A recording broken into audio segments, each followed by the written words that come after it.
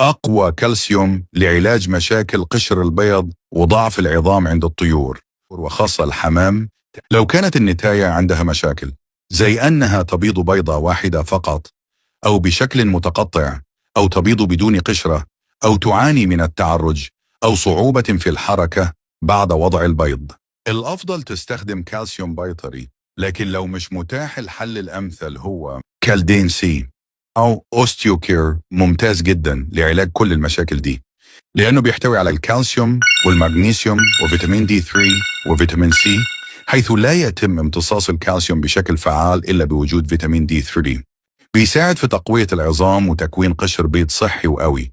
كمان مفيد جدا للزغاليل لأنه بيدعم نموهم السليم وقوة عظامهم. نصيحة: استخدمه بانتظام مع توفير التغذية المتوازنة وأشعة الشمس لتحسين امتصاص الكالسيوم، لكن برضو لازم تستخدمه بدون إفراط لأن زيادة نسبة الكالسيوم بتعمل مشاكل برضو.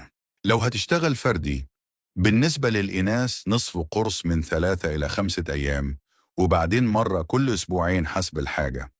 والزغاليل من عمر 10 أيام نصف قرص أيضا. ولو هتستخدم الدواء، شراب جماعي 5 سنتي على لتر ماء 5 أيام، وبعدين يوم أو يومين في الأسبوع باستمرار.